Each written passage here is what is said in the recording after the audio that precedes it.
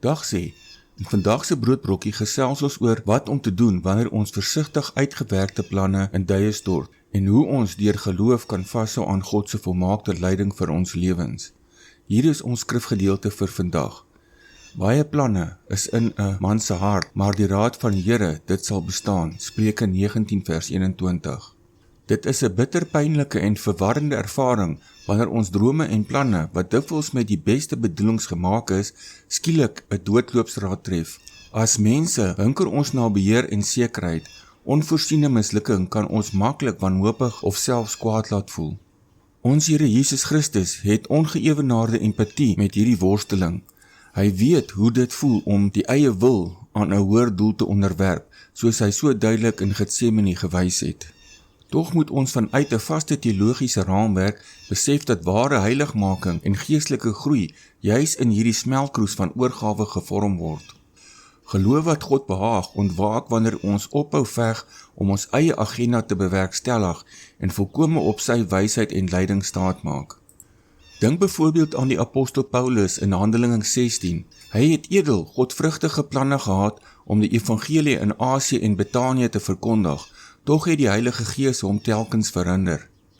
Sy pad het letterlik doodgeloop, totdat God uiteindelik die Macedoniese roepstem aan hom geopenbaar het, wat as gevolg daarvan die goeie nuus na Europa gebring het. Jou mislukte plan is nooit 'n bewys van God se afwesigheid nie, maar dikwels die genadige instrument van sy goddelike herleiding. Ons roeping is nie om die toekoms in eie krag uit te dink nie, maar om in absolute gehoorsame geloof agter Christus aan te wandel, met die wete dat sy ewige raadsplan altyd oneindig beter as ons tydelike planne is.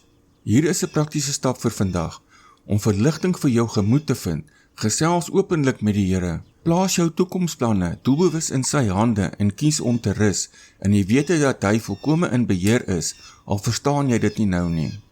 Skryf vandag die skrifgedeelte neer.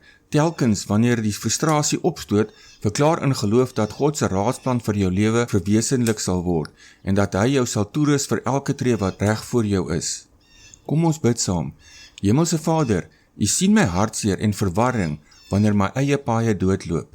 Ek bely dat ek so dikwels te veel op my eie insig steun. Dankie dat U raadsplan volmaak, ewig en vas is. Ek gee vandag my stikkende plan aan U oor. Deur geloof kies ek om vandag volkome in U instaatstellende krag en soewereiniteit te rus. Lei asseblief my voetstappe en gebruik hierdie seisoen om my in heiligmaking te laat groei. In die naam van die Here Jesus Christus. Amen. Dankie dat jy vandag se broodbrokkie saam met my gedeel het. As jy dieper wil delf in skrifgebaseerde artikels wat fokus op God se wonderlike genade, besoek gerus ons webwerf by dieskrifte.org.